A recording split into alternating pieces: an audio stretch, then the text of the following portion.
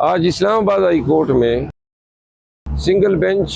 بسربراہی سردار اعجاز اسحاق خان صاحب کے روبرو جیل حکام ایڈوکیٹ جنرل آفس اور ہماری بات ہوئی۔ دو تین معاملات تھے۔ ایک معاملہ تو خان صاحب کے ساتھ ملاقاتوں پہ پابندی، جس کو بعد بینچ نمبر 7 نے جو ہے وہ انڈو کر دی تھی، لیکن اس کے باوجود ان لوگوں کے جن کے نام جو ہیں ہائی کورٹ نے اپروو کیے تھے کہ ان کی ملاقات خان صاحب سے کرا دی جائے، ان میں سے بہت سو کی ملاقاتیں ابھی تک نہیں ہوئی ہے۔ تو اس میں ہم نے توین عدالت کی درخواست کی۔ دوسری، اسی آنریبل بینچ نے ڈائریکشن دی تھی کہ جہاں پہ فزیکل ملاقات کوئی تھریٹ الرٹ کی وجہ سے ممکن نہ ہو تو آپ ان کی سائبر لنک کے ذریعے، ویڈیو کانفرنسنگ کے ذریعے ان کی ملاقات کرائیں، اور وہ بھی انہوں نے تعمیل نہیں کی، بلکہ آج تحریری طور پہ جیل سپرڈنٹ کی طرف سے جو جواب جمع کیا گیا اس میں یہ بتایا گیا کہ جیل مینیول میں ایسا کوئی قانون ہی نہیں ہے، کوئی رول ہی نہیں ہے جو ویڈیو کانفرنسنگ کی اجازت دیں، جس پہ فاضل جج صاحب نے حیرت کا اظہار کیا جب ان کے نوٹس میں ہم یہ لے آئے کہ اس دن تو مریم نواز صاحبہ جو ہے کوٹ لکھپت جیل میں بڑے فخر سے کہہ رہی تھی کہ میں نے ویڈیو کانفرنسنگ کے ذریعے ملاقاتوں کی اجازت دے دی ہے، اور وہاں پہ باقاعدہ ویڈیو اسکرین بھی دکھائی گئی۔ تو جج صاحب جو ہیں اس کو بھی ان کی معاملات کا نوٹس تھا، تو انہوں نے کہا کہ آیا کوٹ لکھپت جیل کے لیے علیحدہ قانون ہے، وہ بھی پنجاب میں ہے، اور اڈیالہ جیل بھی پنجاب میں ہے، تو ایک شخص کے لیے جو ہے ملاقاتوں سے آپ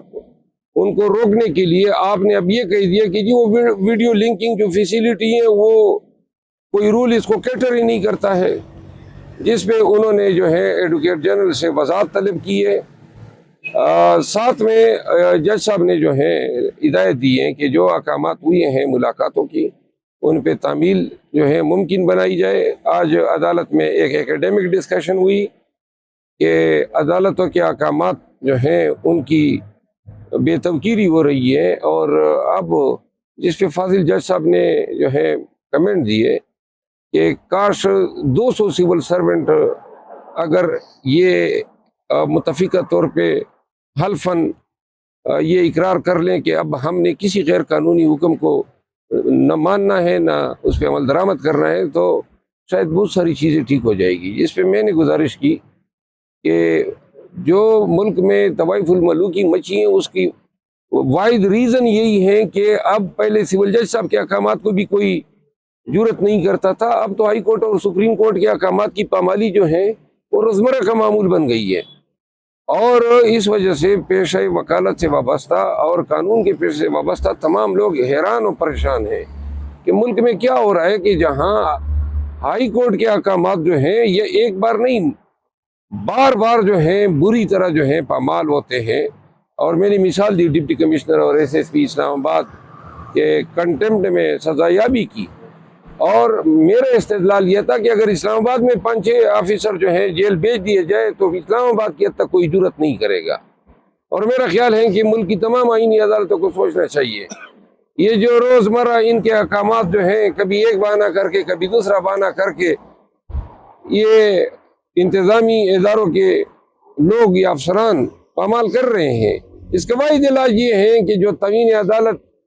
کا جو قانون ہے اب اس کا بے دریغ استعمال ہونا چاہیے۔ جو بھی توین عدالت کریں ان حالات میں بہت ضروری ہے، اشد ضرورت ہے اگر عدالتوں نے اپنی عزت اور اپنی وقار، اپنی میجسٹی آف جسٹس کو برقرار رکھنا ہے اور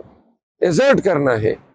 تو پھر معمولی سے معمولی حکم عدولی کو بھی اب نظر انداز نہیں کرنا چاہیے، کیونکہ حکم عدولیاں اتنی ہو گئی ہیں کہ ان حکم عدولیوں کے بوجھ تلے عدالتوں کا وقار ہی ختم ہو گیا ہے۔ تو آج کارروائی جو ہے اس میں نے یہ بھی چیلنج کیا ہے، ایک علیحدہ ریٹ پٹیشن جو میں نے اپنے نام سے دائر کی ہے، جو 265 رول ہے پاکستان پریزن رول 1978 کا، جس کے ذریعے سیاسی ڈسکشن پہ جیل میں قدغن ہے۔ یہ 1818 میں ایک قانون بنا تھا انگریز کے دور میں، اس سے یہ مستعار لیا گیا ہے تو اس پہ ہانیبل جج صاحب نے مائیکلز کی وری مقرر کی ہے اور وہ بھی عدالت کی معاونت کرے گی اگلی تاریخ پیشی پہ. تو یہ آج کے حالات تھے جو میں نے آپ کو گوشت گزار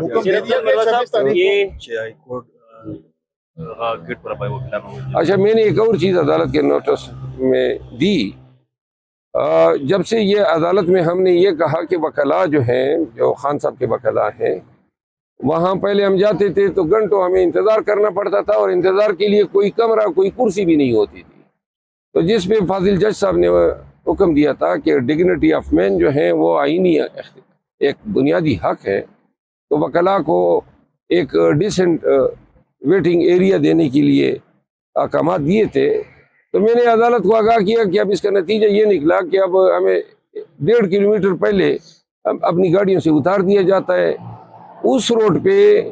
جس روڈ پہ گدا گاڑی چلتی ہے موٹر سائیکل سوار ٹریکٹر ٹرالیاں بسیں سب کچھ سب لوگ جا سکتے ہیں لیکن خان کے وکلاء کو اتارا جاتا ہے. ہمیں اپنی گاڑیوں سے اتار کے 1.5 کلومیٹر اس رمضان میں ہم پیدل جاتے ہیں